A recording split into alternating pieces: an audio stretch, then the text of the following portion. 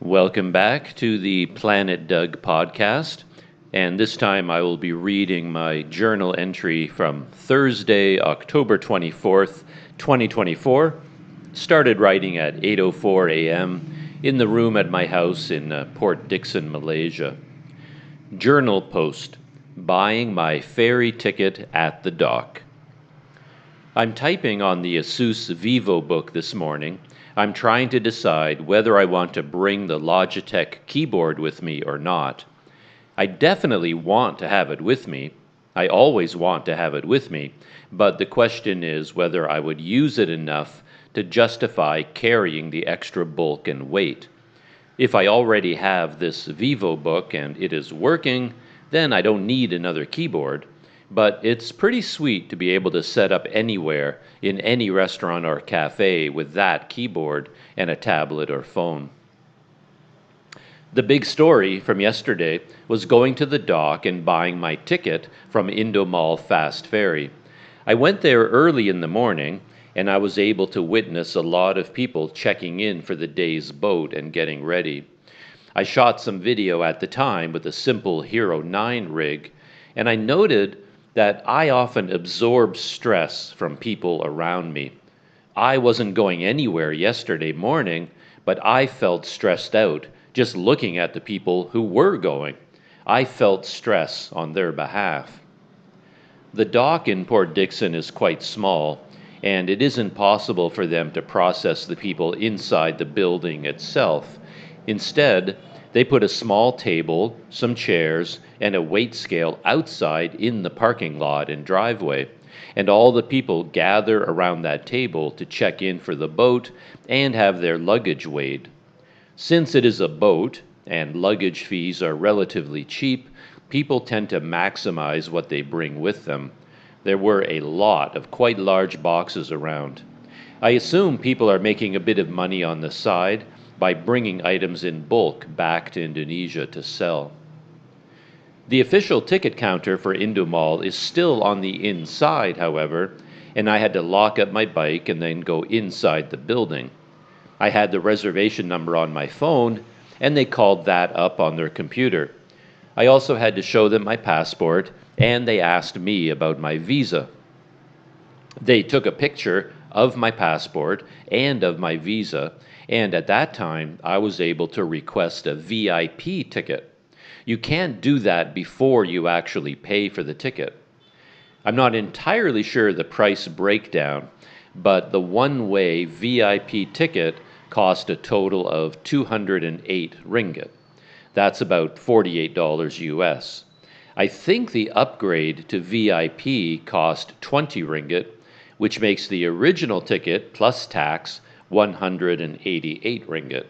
And I will have to pay 20 ringgit for my bicycle, which is something of a bargain, and I will have to pay for my other luggage at a rate of 1 ringgit per kilogram for the first 20 kilograms and 2 ringgit per kilogram above that.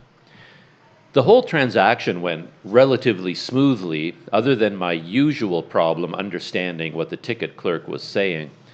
The young woman spoke in what was, for me, a very quiet voice, and I had to keep leaning in closer and closer and asking her to repeat herself.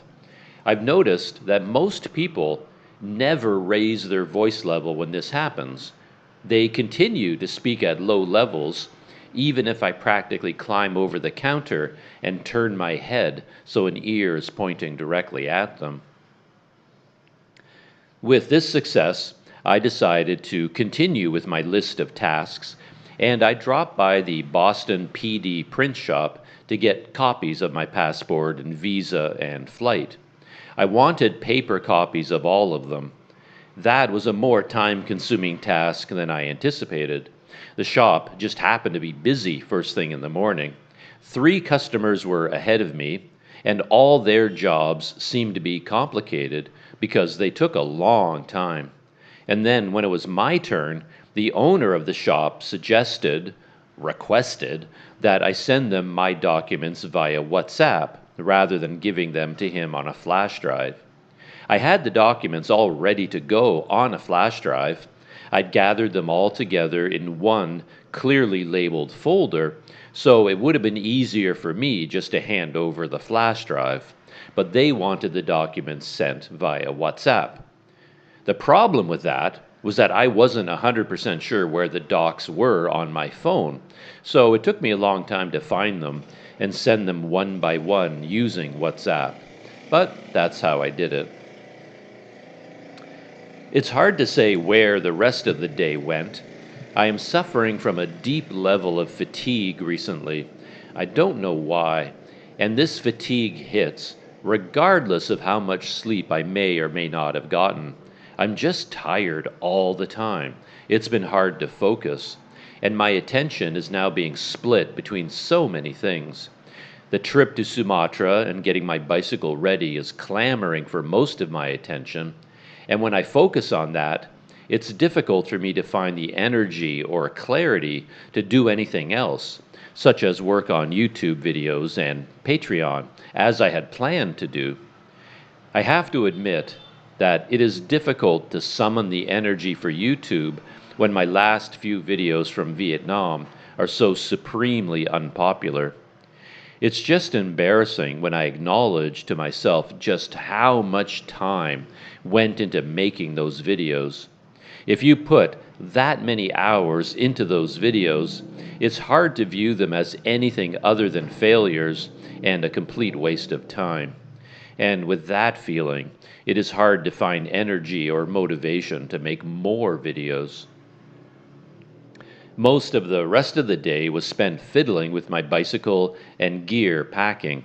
I had to fix and fine-tune some camera mounting rigs, and I was going through my gear and trying to decide what to pack and what to leave behind. I don't think I mentioned it, but the bulk of the previous day was spent doing laundry. I rode my bike to a laundry hub outlet out towards Lukut, about 4 kilometers away. I washed all my clothing, including my bed sheets and towels and pillowcases. It was a fine experience, but not without its quirks. This laundromat has signs at every entrance asking you to remove your shoes, and all the customers obey. However, they were also doing construction, and there were 3 workers there with drills and grinders and other heavy-duty tools ripping out some metal awnings, and they were sending dirt and rust and brick and metal all over the place. They were working right above the various doors, so lots of this stuff came flying inside. When I first got there, I was so focused on the laundry that I forgot about the no shoes policy, and I went inside still wearing my sandals. It wasn't until other customers arrived and I saw that they were barefoot that I remembered the policy. And then for a while I resisted taking off my shoes. The no shoes policy always kind of bugs me because I know the rule is there to save the business owners money. If customers don't wear shoes, then they don't have to pay for someone to clean as often. And I sort of resent that they have a policy that inconveniences me so that they can make more profit. But I eventually succumbed to peer pressure and removed my sandals, and I was careful walking around to make sure I didn't step on anything that would cut or dirty my feet excessively. While I was working on packing yesterday, I queued up a movie on my tablet. A while back I had downloaded a film called The Substance. I'd heard it was a kind of horror movie, and I'd heard that it was good, though shocking.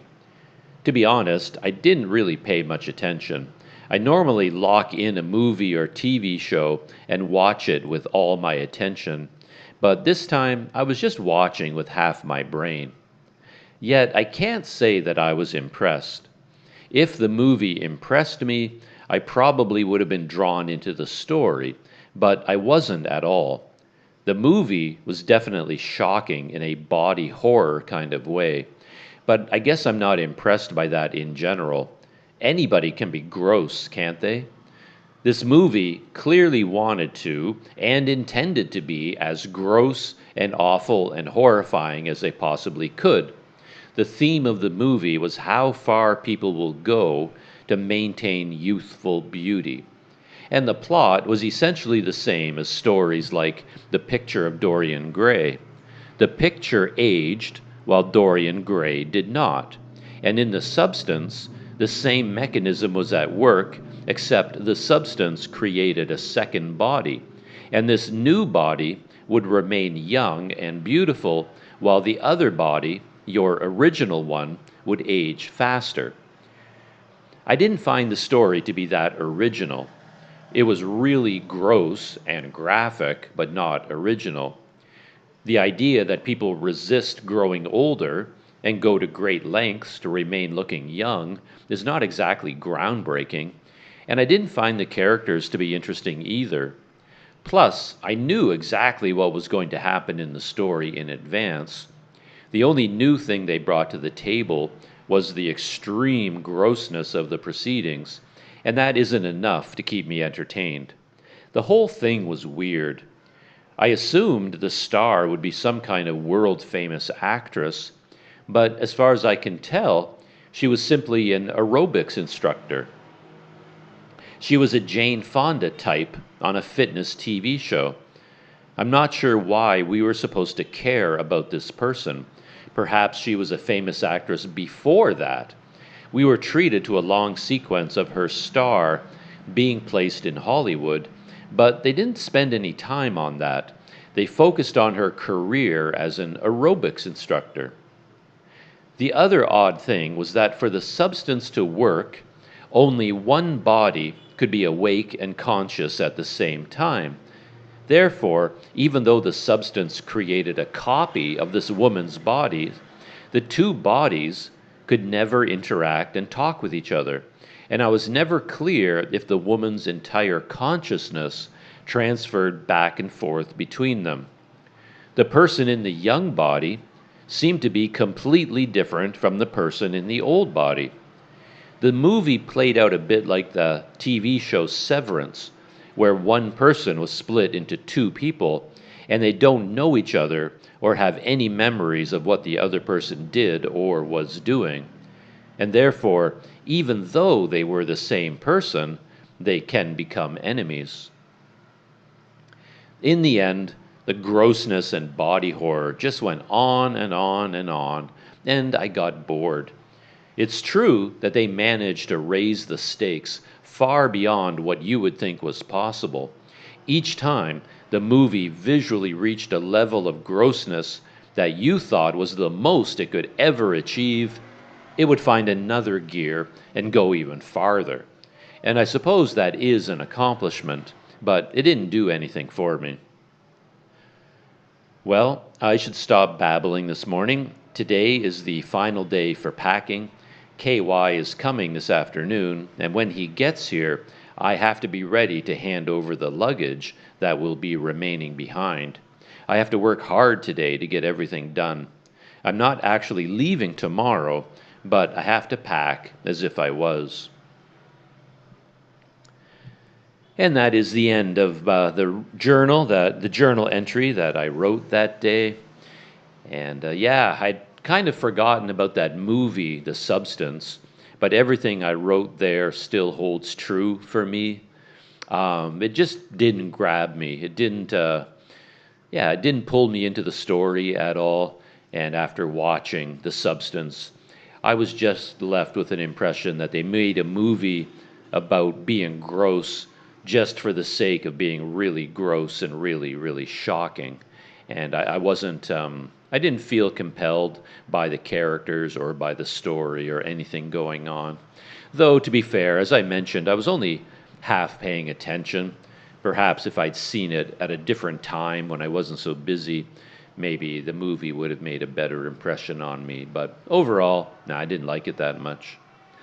So that is it for this little podcast, and hope to see you again in the next one.